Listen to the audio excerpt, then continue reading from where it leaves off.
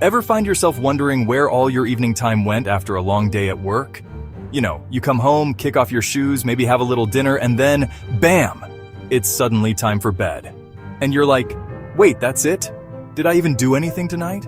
Well, you're not alone. I've been there. Actually, I was worse than that. I'd plop down on the couch, remote in hand, and before I knew it, it was 2 a.m. and I was 3 seasons deep into a show about competitive furniture making. So I started implementing these 7 daily habits that completely transformed my evenings. Now, instead of feeling like I'm in a race against the clock, I actually have time to relax, pursue my passions, and even get a good night's sleep. Let's face it, TV can be a real time suck. It's like a black hole that pulls you in and doesn't let go.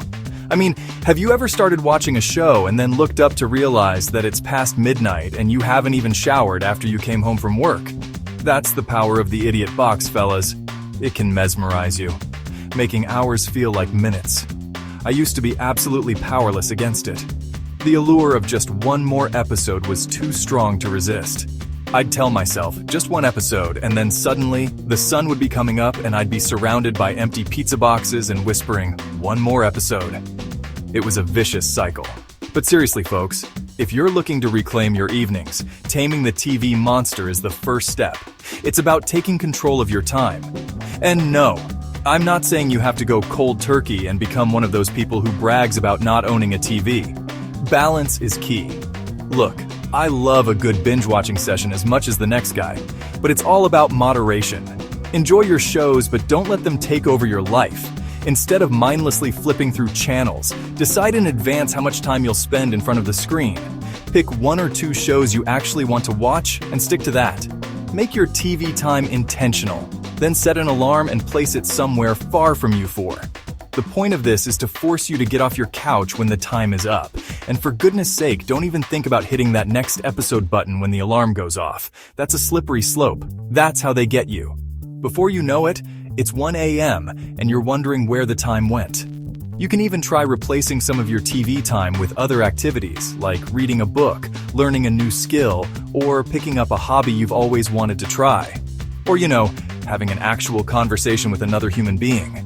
It's amazing what you can discover when you engage with the world around you. Wild, right? Trust me, your brain cells and your significant other will thank you. You'll feel more connected and present. Let's move on to the next habit. It's time to take charge of your life one step at a time. Social media. The ultimate drain on most of our time and productivity. It's like a digital casino where you're constantly being bombarded with flashing lights, catchy jingles, and the promise of instant gratification.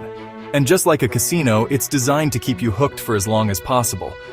I used to be one of those people who would refresh their feed every 5 seconds, hoping to see, a video of a cat playing the banjo or something. It was pathetic.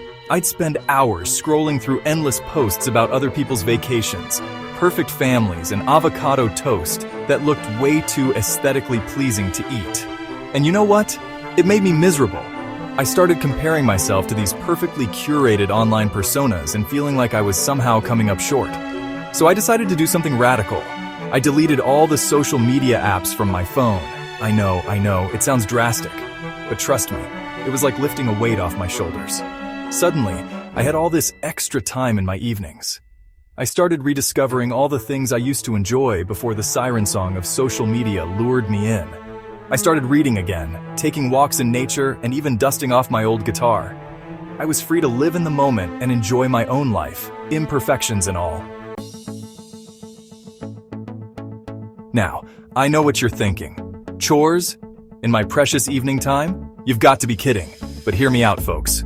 When it comes to chores, procrastination is the enemy of peace. Think about it.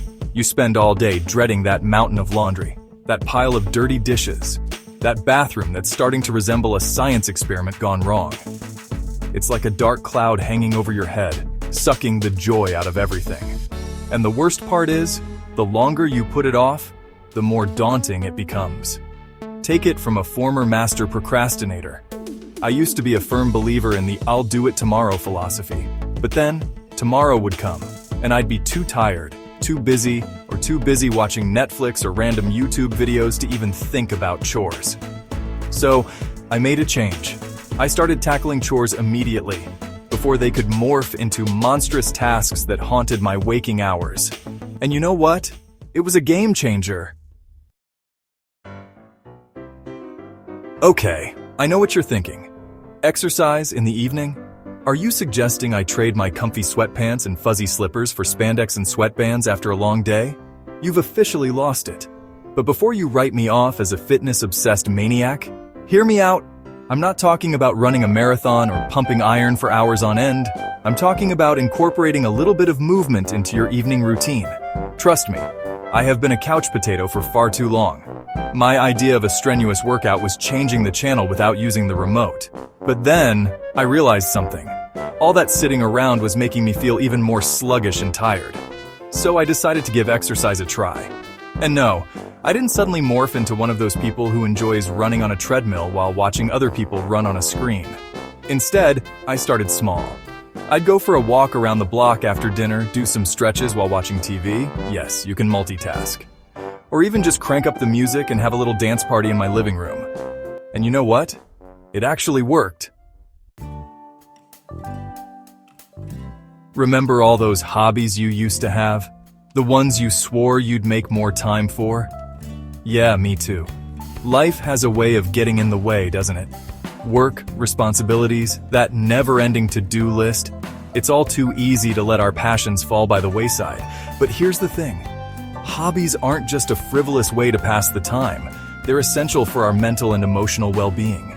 They give us something to look forward to, a way to de-stress and recharge, and a chance to tap into our creativity and sense of play.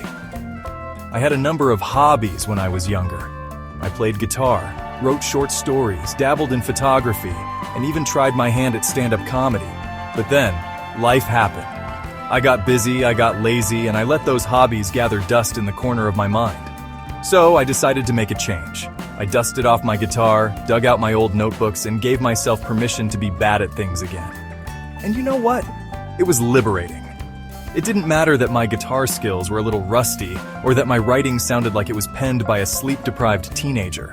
The point was, I was doing something I enjoyed, something that brought me joy. Let's be honest, folks. We all have those moments when we just need a little comfort food. There's nothing quite like coming home after a long day and raiding the pantry for a little something to take the edge off. It's almost like a ritual, a way to unwind and reward ourselves. And by little something, I mean a mountain of chips, a gallon of ice cream, and maybe a side of leftover pizza for good measure. It's a feast fit for a king, or at least it feels that way in the moment. Hey, I'm not here to judge. We've all been there. Those late-night snack attacks are almost a rite of passage. But let's be real. Those late-night snack attacks aren't doing our waistlines or our energy levels any favors. They might taste great, but the aftermath is a different story. In fact, they're more likely to leave us feeling sluggish, bloated, and riddled with guilt. It's a vicious cycle that can be hard to break. Eating unhealthy snacks and skipping dinner was my norm. My pantry was a treasure trove of indulgent treats. My kryptonite was a potent combination of salty and sweet, the perfect blend of flavors that I just couldn't resist. Think potato chips dipped in chocolate sauce, a bizarre yet oddly satisfying combo. Pretzels dunked in cookie dough, that sort of thing. It was my guilty pleasure. Don't knock it till you try it. You might be surprised at how good it tastes. But then, I realized something. A light bulb moment, if you will.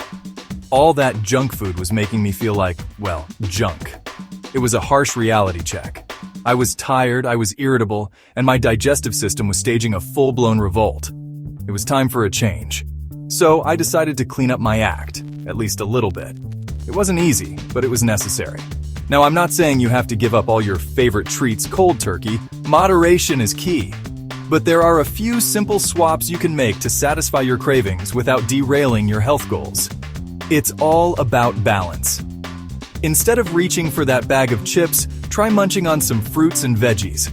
They're refreshing and nutritious. Slice up some apples and pair them with peanut butter, a classic combo that's both tasty and satisfying. Dip some carrots and celery in hummus, a great way to get your veggies in while enjoying a flavorful dip. Or create your own trail mix with nuts, seeds, and a few dark chocolate chips for good measure. It's a perfect snack for any time of the day. Alright folks, we've arrived at the final habit, and it's a big one. Establishing a bedtime routine and actually sticking to it. This isn't just some trivial task, it's a cornerstone of a healthy lifestyle. I know, it sounds about as exciting as watching paint dry. But hear me out. Trust me, this one simple habit can make a world of difference in the quality of your sleep, and by extension, your entire evening routine. Think about it. A good night's sleep sets the tone for the next day. When you were a kid, didn't you have a bedtime routine? It was a ritual that helped you transition from the chaos of the day to the calm of the night. Maybe it involved a warm bath, a bedtime story, and a goodnight kiss from your parents. These small actions had a big impact. And sure, it might have seemed a little tedious at the time, especially if you were trying to pull an all-nighter to finish building that Lego masterpiece. But it served a purpose. It was a signal to your body that it was time to wind down and prepare for sleep. This is a crucial step in maintaining a healthy sleep cycle. Somewhere along the way, though, many of us abandon our bedtime routines. We get caught up in the hustle and bustle of adult life. We stay up late working, scrolling through social media, or binge-watching our favorite shows. These activities can be stimulating and make it harder to fall asleep. And then, we wonder why we wake up feeling groggy, exhausted, and like we could use a whole pot of coffee just to function. It's a vicious cycle, but here's the thing. Our bodies crave consistency, especially when it comes to sleep. A regular routine helps regulate our internal clock. When we establish a regular bedtime routine, we're essentially training our brains to associate those activities with sleep. This makes it easier to fall asleep and stay asleep. So, what does a good bedtime routine look like? It doesn't have to be complicated. Well, that's entirely up to you. The key is to find a sequence of activities that helps you relax and unwind. It should be something you look forward to. Some people like to take a warm bath, read a book, or listen to calming music. Others may prefer to write about their day in their journal. The possibilities are endless. You could even try practicing mindfulness. The possibilities are endless. Experiment with different activities and see what works best for you. And whatever you do, try to avoid screens for at least an hour before bed. This can make a huge difference. The blue light emitted by screens can interfere with your sleep cycle, making it harder to fall asleep. And there you have it, folks. 7 simple habits that transformed my evenings from wasted to wonderful. Give them a try and let me know how they work for you. Remember, it's all about taking small steps and finding what works best for you. Don't try to change everything overnight. Start with one habit, and once you've mastered it, move on to the next. And most importantly, be kind to yourself. It's a journey, not a race. So, ditch the guilt, embrace the process, and get ready to enjoy your evenings again.